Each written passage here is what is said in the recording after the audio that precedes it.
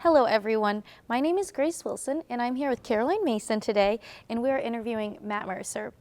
For those of you watching who may not know who Matthew Mercer is, he is an American voice actor who has worked in anime, cartoons, and video games. He's especially well known for voice acting characters such as Levi Ackerman in Attack on Titan and Ganondorf in The Legend of Zelda. In addition to voice acting, he has also served as the Dungeon Master for the Dungeons & Dragons web series Critical Role, and he is the Chief Creative Master for Critical Role Productions. He has also done extensive work in video game design as well. So today he'll be giving a lecture from Dungeon Master to Storyteller, an art of crafting narratives. So Critical Role was originally founded as a group of friends campaigning together and playing D&D. It's now turned into a company that thousands of people enjoy watching. How was that rapid change affecting you and your group of just people who wanted to sit home and play these games, and now you're this amazing sensation? It's terrifying. It's wonderful. I am perpetually grateful and tired, I think is the best way to put it. We never expected this to be a thing. It was very scary initially to even put it on the internet, because when you put something you're passionate about online, there's a chance people will tear it asunder and light it on fire.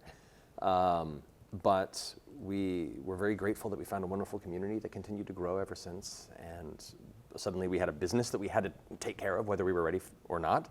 And going into business with your friends is a very scary thing, but we made sure that it was friendship first, and as the years go on, we've just become stronger friends, and it's led to a lot of unique stresses as time has gone on, but overall very grateful. I would say it hasn't changed a lot other than us growing tighter over the years by the nature of making more things together and being more passionate about it.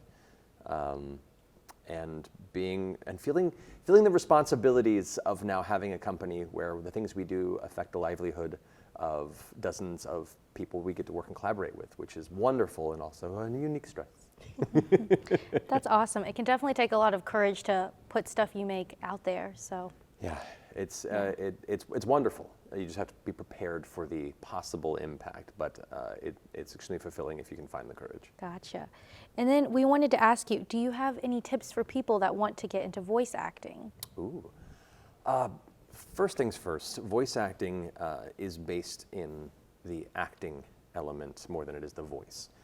You want to be able to bring a believable, honest performance to any sort of character you want to interpret, whether it be an extremely rich narrative around a heroic character fallen from grace, or if it's, a young anime teen who fights demons, regardless of the character or the story, you want to be able to come to it with an honest perspective and an honest tool set. So training as an actor, training as a performer, even outside of the voice-specific elements, is the most important facet of it.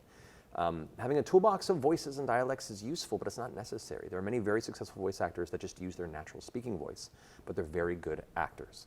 And then learning how to act on mic is another skill set on top of that. That involves being present for the microphone to where the nerves of not having other actors to work off of often doesn't prevent you from being in the moment. A lot of it is theater of mind, using your imagination to envision the spaces where you're traversing, to envision the combat that's happening around you, to feel the emotions in the moment when it's just you alone in an isolation booth surrounded by audio foam, with the headset and a window with 3 people judging you on the other side.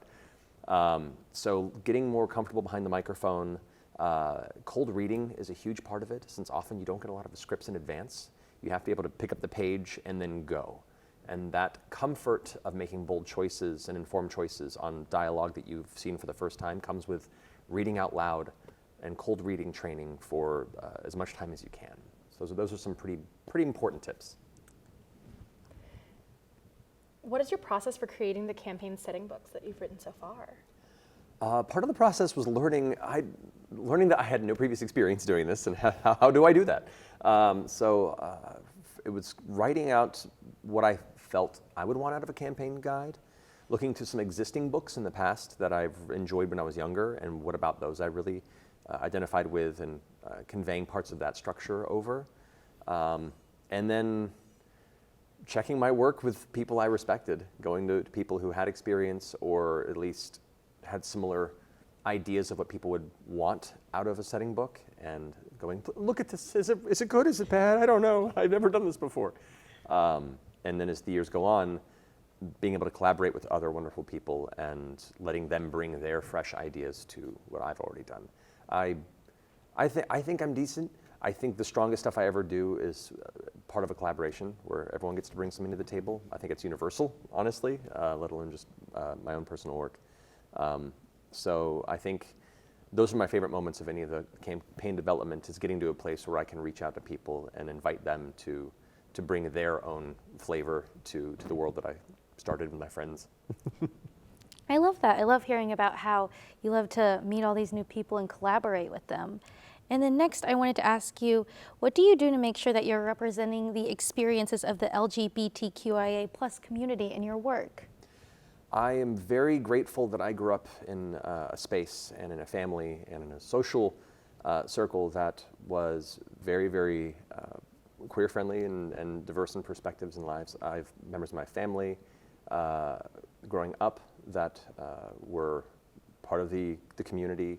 I myself kind of exist in a not purely hetero space myself. So it's a lot of reflection of the people that I've grown up with and have loved, and wanting to express that in the world that I create. I see and have seen in a lot of classic fantasy literature and projects a very Eurocentric, very heteronormative, aesthetic that has kind of ruled that space, and that's fine. But it doesn't reflect the world that I've lived in. It doesn't reflect the world that I want to create. And so for that, it's both putting personal experiences of people I know, and once again, inviting collaborators who can speak very strongly from their own perspectives of the LGBTQIA plus community, and just building a space that invites, in a fantasy setting, everyone, because everyone does exist here, and it's not just normal, it's how it's always been. And then what would you say is your favorite project that you've worked on so far? And I know you've done so many, so that might be hard to pick. Just hammer me with that question. Oh boy. Oh my goodness. I will, voiceover or anything? Because that's such a really broad anything, because your spectrum. career has been so vast. You can pick a few things that you've done in a couple different spheres. Maybe I'll try and pick a couple. That's a broad spectrum. I will say being a part of The Legend of Zelda was huge for me as Ganondorf, because I grew up a huge fan of Zelda. I was Link for Halloween when I was 7 or 8, I think. I used to watch the old cheesy shorts as part of the Super Mario Brothers Super Show. I've played all the games and just consumed all the media, and I loved it, and to be a part of it like that, let alone a part that was so important, was a huge honor that I will never, ever forget. And then coming up on the heels of that, next year there's the next Final Fantasy VII remake game, Rebirth, where I had the opportunity to step in the voice of Vince Valentine, which is one of my favorite characters of all video games, let alone Final Fantasy VII, one of my favorite video games of all time. And my friend Steve Bloom, who I adored dearly, had voiced Vincent previously. And so when they were doing a new cast with all new people, being able to kind of carry the torch from somebody that I care about and did such a great job, and take that with me into this interpretation of the character was a huge honor as well. So it's funny, like two of the big projects that really meant the most to me all happened very quickly back to back in this past year. So there are many projects I could talk about, but those two are still ringing very strongly in my mind. Mm-hmm. It sounds like you definitely have a lot of passions. I wanted to ask, do you prefer working in anime, cartoons, or video games? Oh man, each of them have their own unique, I want to say bonuses, but unique benefits and enjoyable aspects. In a lot of animation, especially prelay animation, which is like kind of Western recorded, we record in a group setting. And so that feels more like a radio play. And all the performers get to see each other and record together and play off of each other's performances. And so that is very fulfilling as a performer. But for video games, often, whether it be motion capture, in which case you get to be fully in the motion capture suits with props and set pieces around you, and also get to work with performers, that's also very, very enjoyable. Outside of the mocap scenario, it can be a very solitary experience where you're just sitting alone in a booth recording without the other lines often to play off of. But that also becomes a very technical and focused experience too, where you're like kind of lost in your imagination to find that place. So I also like the technical facets of that. And then anime, you have to apply an honest, real performance to animation that's already set in stone, that already has a performance that you have to match as far as like lip flap and emoting and physicality. So it's taking all those facets of training as a performer and then adding another layer of concentration that involves timing and proper beats and following a pre-established performance. So that is its own unique challenge that I really enjoy. So I can't say I like any one more than the others because they all have different unique challenges to them that I find are fun puzzles as a performer to figure out. And then if you could tell your younger self one thing about everything that you've accomplished so far and everything that's happened, what would you want to tell them? Don't be ashamed of what you're passionate about. Like, so much of growing up is, at least for me, and I'm sure it is for many people out there, is worried that your passions are something that can be embarrassing. Often people that are uncomfortable with things they don't understand will make fun of people or hold it against them. And I dealt with a lot of that growing up. So I would tell them to not worry about it, and what you're excited about, even if people don't understand it, is what makes you happy and will eventually be what makes other people happy. That's what I'd say. Mm-hmm. That's some really great advice. Thank you so much. No worries.